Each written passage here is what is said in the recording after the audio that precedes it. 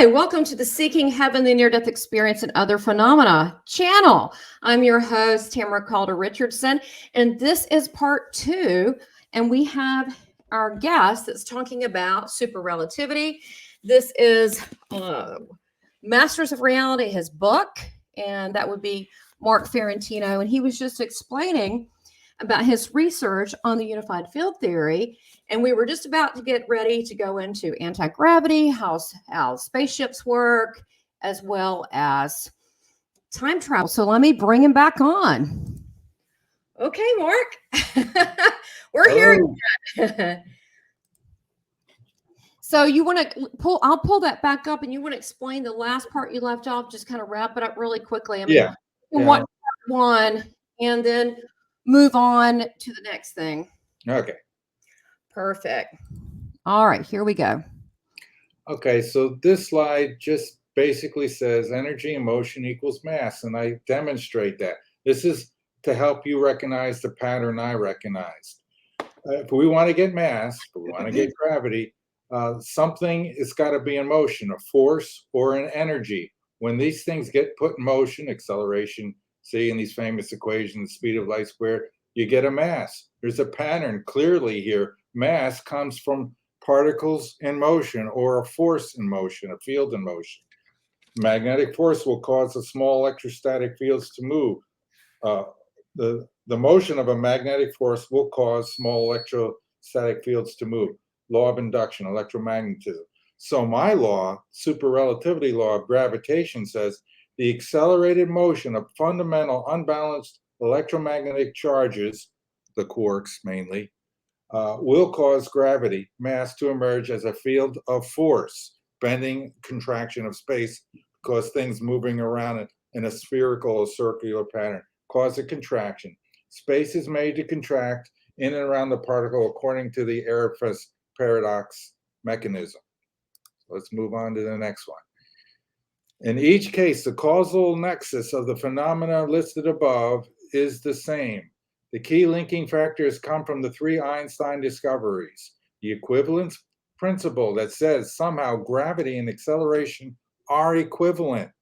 What I'm showing you is that acceleration of particles causes gravity by contraction. That's the mechanical link that links acceleration to gravity and mass. So that's the final part. That is the part that Einstein was trying to prove. And I believe he was aware of it. He just, in his time, didn't have the knowledge of the quarks to be able to make the formula that I did, which really comes from Newton's time. So the contraction of length as a result of the increase in velocity relative to the ether. That's where the whole idea comes from, of the contraction of length. If you contract length, if you compress space, its mass is going to increase. Its density is going to increase. And this is exactly what we see when a gravitational field happens. Yes. Okay. So let's go on to the next one. The path to the unification of the primary forces, the electrostatic charge field, the magnetic field, and the gravitational field. We now know that the electrostatic field causes a slipway within particles that causes motion, which causes the magnetic field to result. As the charge moves, the magnetic field occurs around the charge. It rotates, the space rotates. Then when we get an unbalanced fundamental charge, it moves in a uniform, circular, accelerated manner. That's the key. Circular manner of motion is accelerated constantly. And that is what I discovered comes about as a result of the quarks moving in this pattern, the Trifoil pattern. This is what holds the neutron and proton, the quarks, together, not the strong nuclear force. That's a mythical explanation. It'll never be right. It doesn't even really make sense. Mm-hmm. This does. You can see this is a Trifoil knot, the simplest knot that you can have. And it clearly shows how the particles form into this real structure. It's electromagnetic field that's literally vibrating. If you could touch it, you could feel the hum in it as you ran your finger across it. Really? Yes, if it were this big, you would feel as the particles are moving rapidly at 99% the speed of light. So that is the explanation for both the strong force and gravity. Because not only is this thing, I'll hold it up again, not only is this thing doing this, but it's spinning and rolling. Right. It's Which, moving which in time. Right.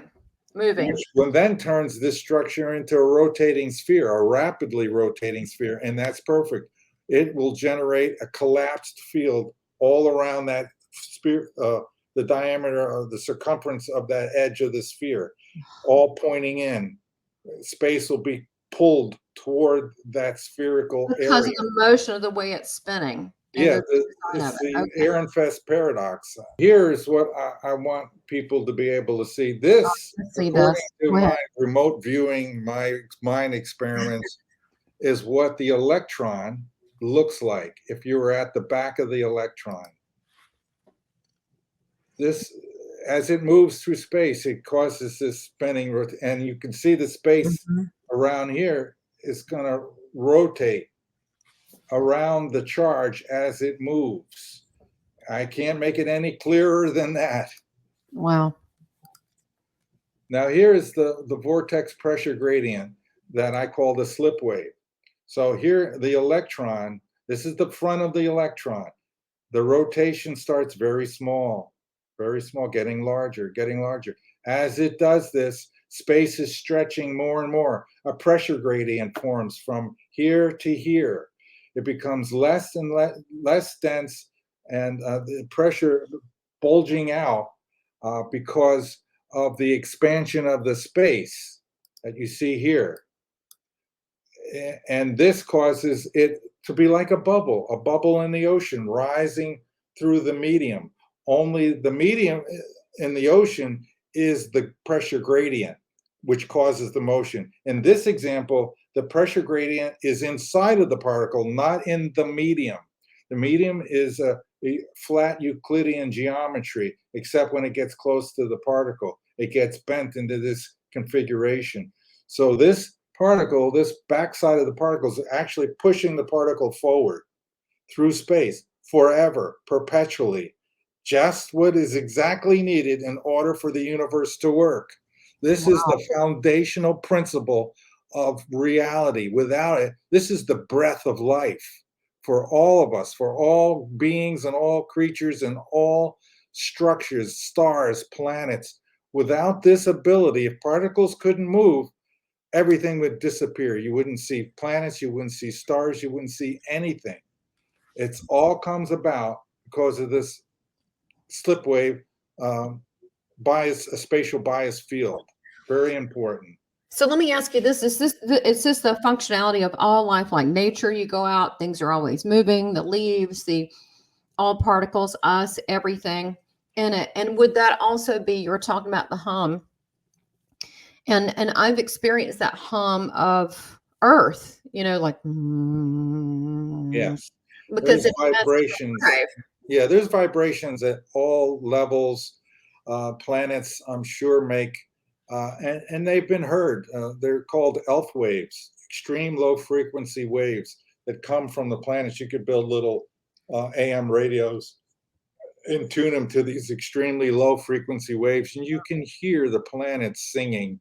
And I'm sure that's something akin to what psychics and mediums also can sense. And this universe has a frequency to it. The atoms have a very definitely frequency to them. Because of this motion, you're going to have frequencies, you're going to have wavelengths because of this motion. Without it, you don't have any of that. The universe dissipates into nothingness if particles don't move. It's all about motion within space. So really, is space, space as we think of it, is it really silent, or does it have a hum to it? I have heard that each physical reality, each universe has a level or a frequency. And I would think it would be associated with the what I showed you earlier, the quarks and that frequency of at that rate that it's going. That might be it's a hum that we Mhm. could not hear. It's Right. not an audible hum, but you could sense it and hear it psychically. Yeah, and so the whole universe really is vibrating at this frequency because the atoms, this is going to be projecting out in all directions from every atom and every neutron and proton in the universe. Right. So that's our rate of speed, and it's determined by the density of space. If it increases, the speed goes slower.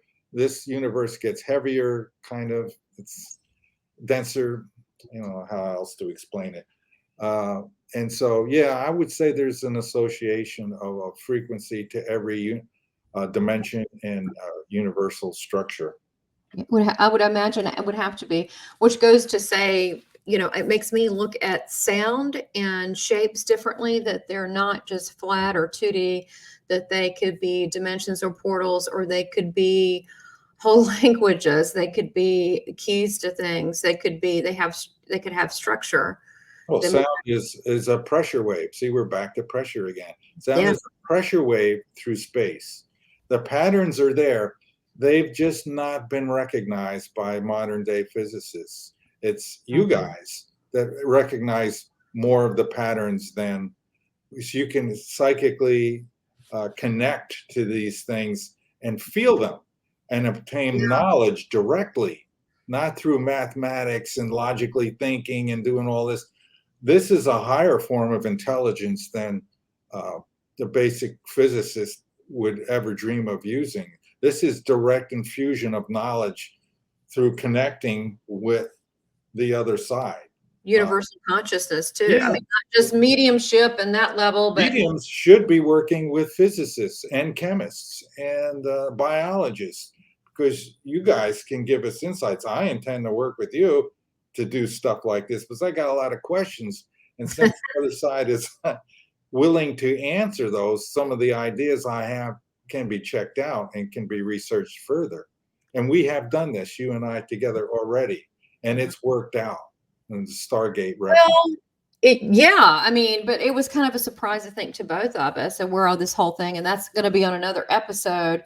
But yeah, I think that when you talk about these higher level frequencies and so forth, people are attuned like musical instruments, and I think especially people that because I've had so many near death experiences, I think I lost my filters in between etheric bodies, so I just tap into this, and not just family members or people like. But the higher levels, why? I don't know. And I'm not really trying, but yeah, it's all part of this universal consciousness. Mm-hmm. So yeah, and the Stargate that was channeled through to me for you and some other stuff, which is it touches me that they care and see what you're doing, what I'm doing. They care still, and they want to assist. I mean, it really is, and you get to see how we're all connected. I mean, to me, it is really beautiful. So show us this here, because I know you've shown me this. It's very cool. Yeah. This Here, is I'll to give you the demonstrate screen. basically what I'm saying is that in an elongated craft, the cigar shaped craft, there's going to be circular rings all along the length of the craft. And they'll be turning on and off depending on which way you want to go, left to right, right to left. And it'll sort of propel the UFO in any direction. Of course, there's steering coils in the front and back of the UFO as well. But in this, you could see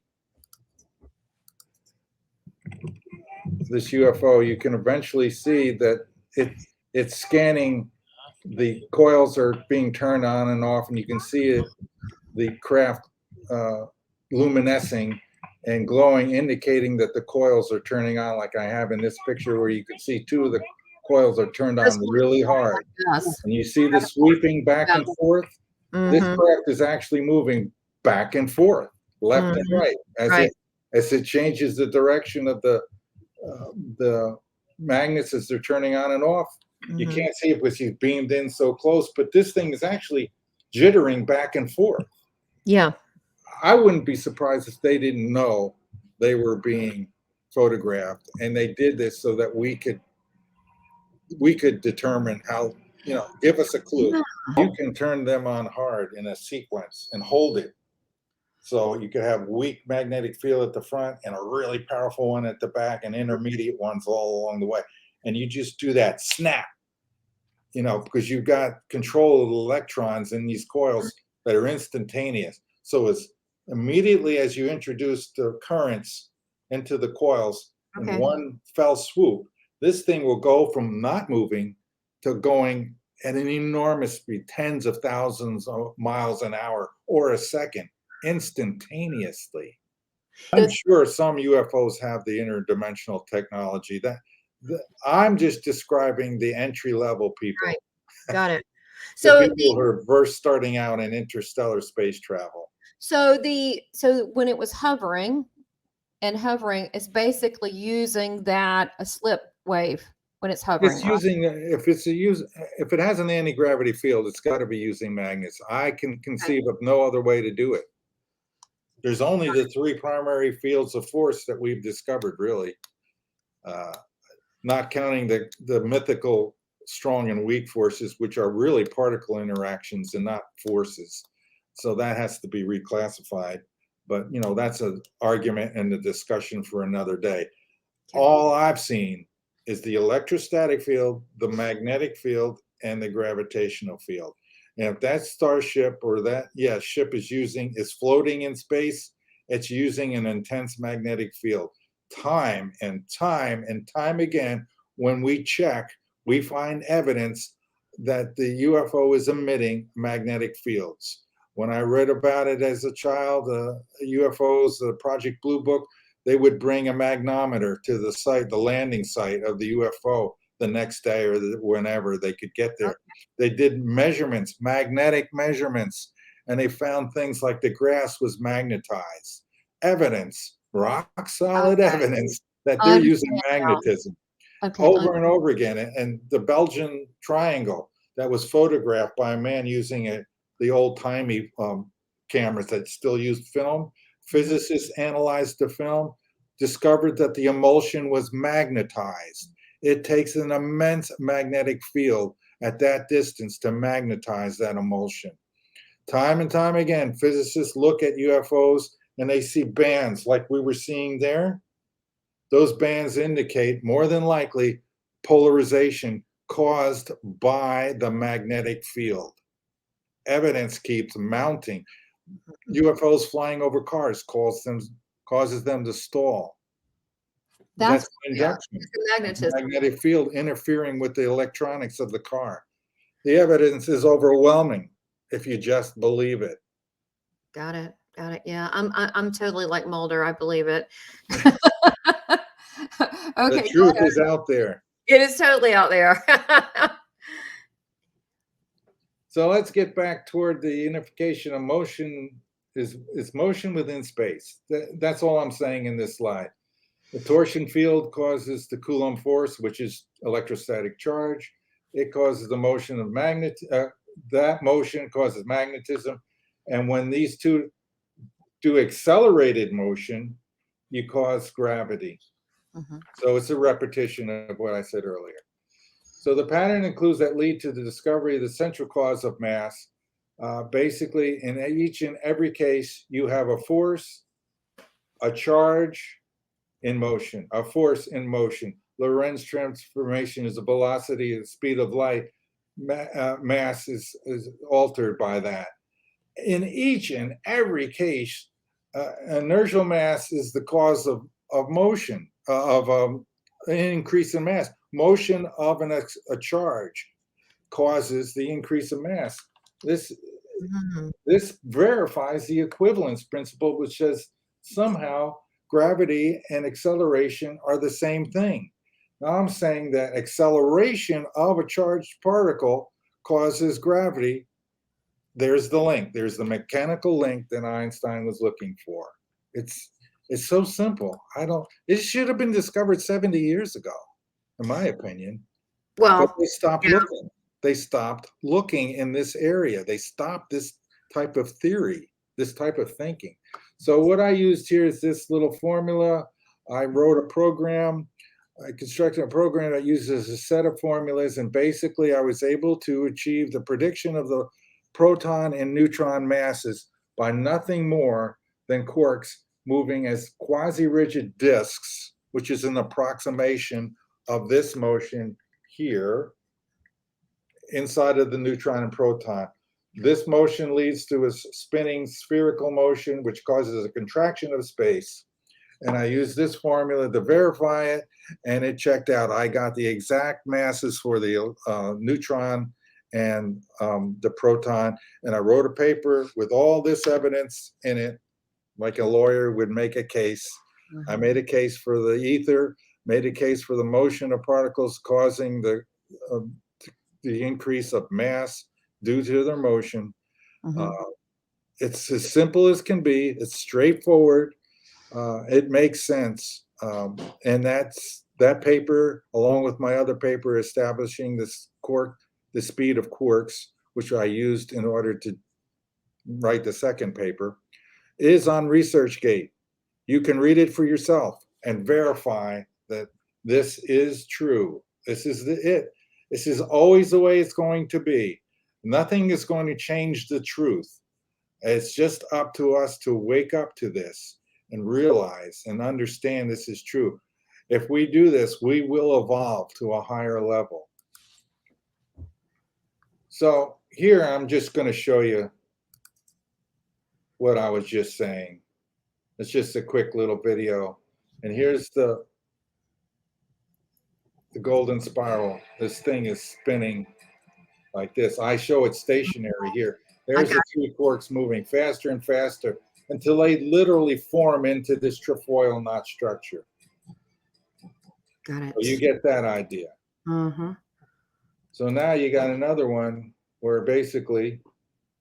And that's your logo. That's my logo, Super Relativity. Everything is in there that makes sense. Now I'm saying here it is spinning, right? And then, you know, it's also going to roll a little bit. This is not what I desire. What I really wanted the guy to do was make this thing spin so fast and rotate so fast and roll so fast, you just see a sphere. And basically, he kind of approximates this towards the end. Yeah, it's a sphere. And the contraction of space occurs at this area right here, being pulled inward.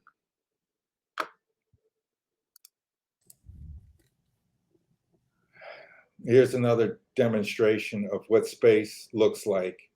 So it's being bent inwards. It has this cradling it, almost forming around it. That's what I was talking about earlier, like the grid, and then it forms around. And you get a gravitational field that's non-polarized.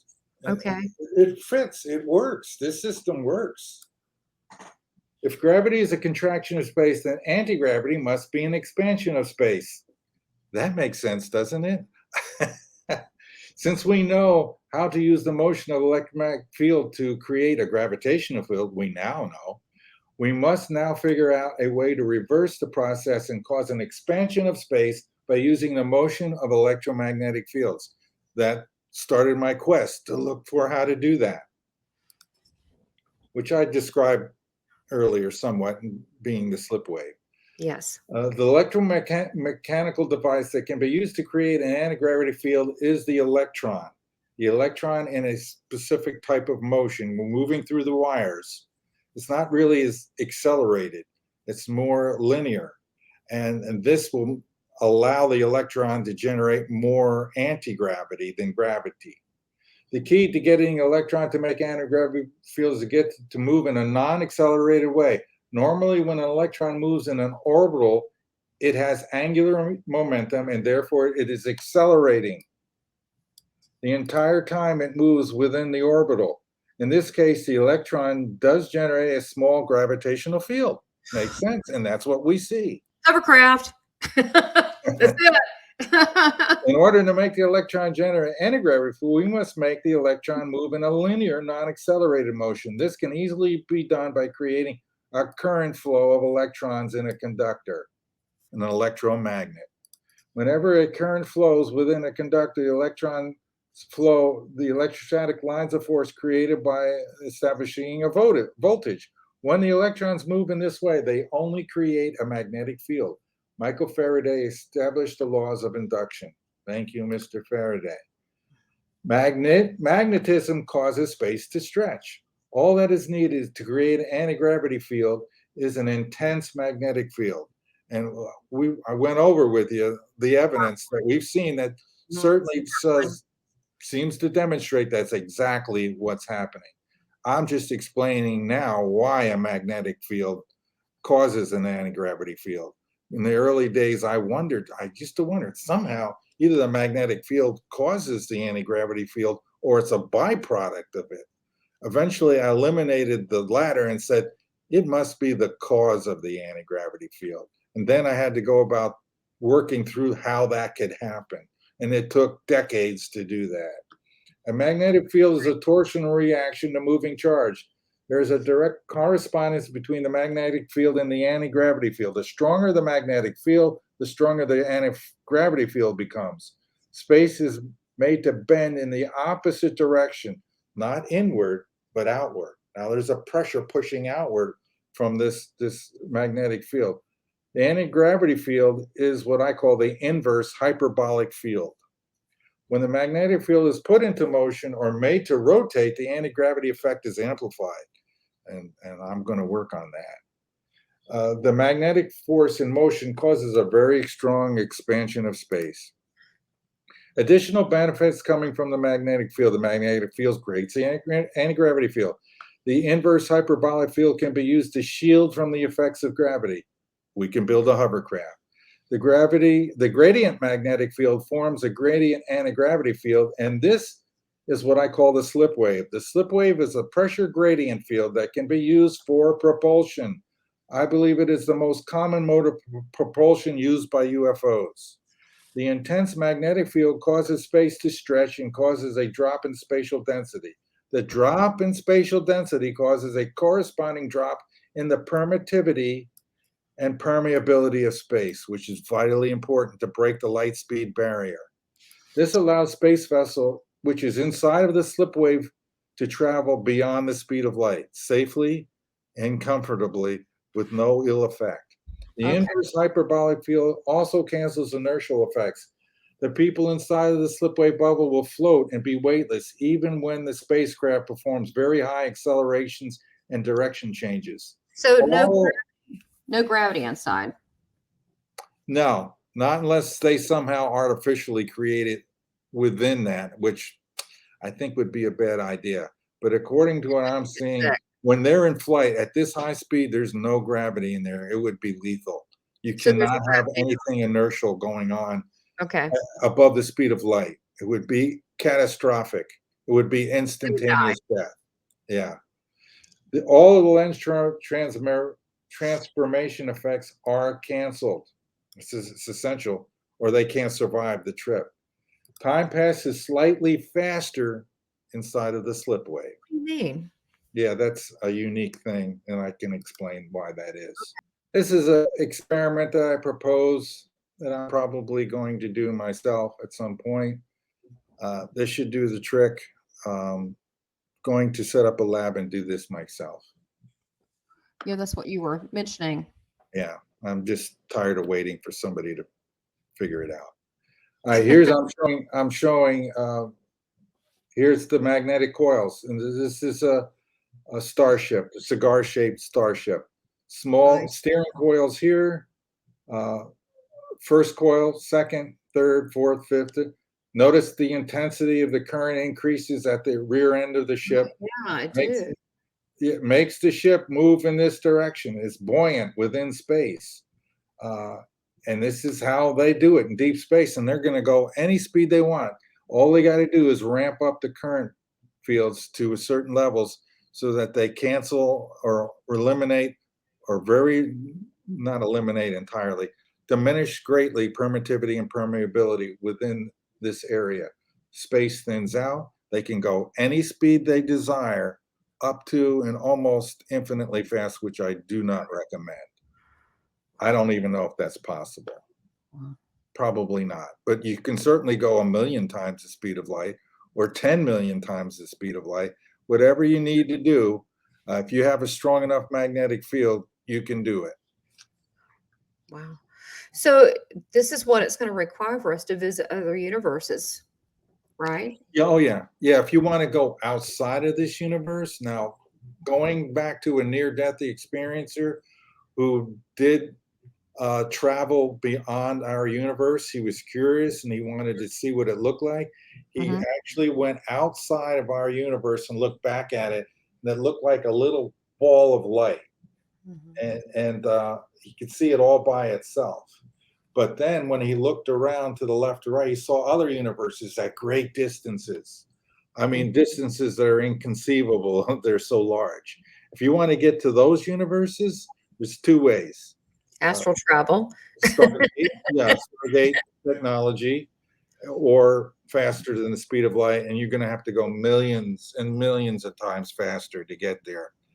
And that's the only two ways I can think of. And I think Stargate technology would be a more efficient way. And I think a lot of people, once they get into this technology, they use that higher level technology of the Stargate technology, and they travel interdimensionally and across universes and time, and can travel virtually anywhere they want.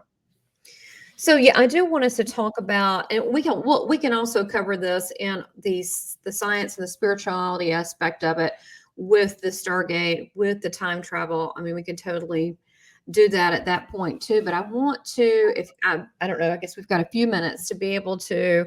I want you to wrap up, of course, your the PowerPoint, but as well, what would be, based on what you know through your research, I'd like to get your feedback on time travel. How close are we to that? And then also Stargate in relation to that. How is Stargate time travel? Is it Yeah. Stargate kind of doing that? Yes, it is exactly Yeah. how they do it. The Yeah. time travel, interdimensional, Yeah. interuniversal, intergalactic. It's probably the most efficient way to move about the universe. So We can now, definitely talk about that. yeah, we'll go more in depth with that. And then the other thing that I was going to mention, which kind of crosses over really into the spirituality aspect of it, is that the astral travel, which I've been doing as a kid, and I've had so many NDEs. It was not like, oh, I work really years in this meditative state. I just kind of go there. So I do that at night when I dream. I think it's because I'm bored a lot of times, but that is also, I've been in other. I visualize a portal is protected by white light, angels, all that, and then I just go. And I've been to all sorts of different places, and that's also a form of travel, because I've come back with Right. evidence that I've told people, and they're like, yeah, me too, or it can be also evidential. So that is another way, is Right. by telepathic, and also astral, bringing our light body, or, not to get too involved with that, but our light body along with our telepathic. So to me, the more advanced alien technologies would be where you have the light, we're beings of light, and you would have telepathic Yes. intention with that. Yes, that's proven. I've talked to Susie Hansen, and that's exactly what they do. They steer their ship, they control their ship with psychic abilities, and Right. they can do some really nifty stuff like travel right through solids like the planet Earth. Um, Oh. I don't even have a way of conceiving how they do that, but it could be purely of a psychic nature, because there are many reports from abductees that they are seen moving through walls and windows and Yep. other solid objects as if they That's were true. nothing. That's So, true. so yeah, you're talking about a highly advanced spiritual method, a Yeah, paranormal method of moving, and or moving just your consciousness that's it. into these other realms. Yes, and requires that's no technology that I know. well, it would be, I guess it would be considered, well, we could just call it for now an alien technology, but it is to me telepathic, if you want to say psychic, mind to mind, or it's more than that. It was when I had Preston Denton on here, who's done a lot of UFO research and so forth. He's like 27 books on this. He said that they know they look for that the higher advanced technologies, if you want to call them aliens, non-humans, they look for people that are psychic or that are open-minded, and they like that, and they communicate. It was funny, he was telling me they also like civil rights, or people that are into human rights, kind of like Betty and Barney Hill, and he was into. But yeah, they said they know who you are by your intuitively, through your signature, through intention, through the mind. So that's why you have like the Stephen Greer that has that program. What is the ED5 or the CD? What is CE5, where you sit outside and you put the intention? But everything's intention anyway, right? My intention is to be surrounded by supportive, loving people that are interesting. So I am. It really is about intention, what you pull toward you. So why would that be any different? But they have a way, I think, of mastering it into a technology. Oh yeah, imagine what we'll be able to do in another million years of evolution. I bet you our heads get kind of bigger too, and we have tremendous, telekinetic powers and all kinds of capabilities that really come from the source. They just have a way of utilizing and connecting to those higher abilities. Yes, and I think that it's a bad rap, like not to be going too off topic, but it's a bad rap for a lot of the non-human ETs, whatever. Not all of them are these abductee types, or the bad aliens, or the ones you hear about, or the scare. They also help and heal, and I do think they probably do have an agenda, and so one theory is that the DNA, they need that because they were once human like us and they kind of screwed it up. They're trying to understand emotion and come back to that. But I'm talking about the higher level, the ones that are much higher vibration, that their bodies are not the same as us. They're not like flesh, organs, their density. Their density is different. They're more of what we would consider a light being, but it is substance. And to me, that's fascinating because they're able to do things with these light bodies, much like someone who's had an NDE that travels and remembers, that we can't do. So we didn't even get into fractal lighting, but maybe that'll happen with the Stargate and so forth, because I would like to get into that. We'll do some of that maybe, if you'd be willing. I know you've got to head out on the next episode, where we get into the spirituality aspect, how we met, how I accidentally channeled Einstein for you. What was it, 5 years ago? And I was like, I'm not doing this. And you're like, go ahead. I didn't know you were your whole life was completing his work and more. I didn't know that. And to me, it's been an amazing journey. And the fact that you want to share that with people, because it's kind of a miracle. And then Tesla keeps showing up, and this is all a miracle to me. It's amazing. It's amazing to me. And the fact that I trust God so much that I'm willing, I don't have fear. Like, because to me, this is what I tell people. Everybody that knows me knows I'm a big fan of Jesus. But over on the other side, at this higher level vibrational love vibration, whatever, there's religious leaders, there's famous, there's poets, there's scientists. Why wouldn't they have influence and be inspiring and helping us here? Why wouldn't they? It doesn't make any sense. Why not? And it comes through in readings evidentially all the time, that when you're studying someone and their life works, they know it and they appreciate it. And to me, love doesn't end. And that type of love, it doesn't have to be just family and friends. It could be admiration that Einstein has for you doing his work. Yeah, we could talk of that on the next episode. Well, thank you so much for your time, Mark. This was incredibly fascinating. And the next time we're not gonna do the PowerPoint. This is No. just so amazing to digest. That's why people can watch it again.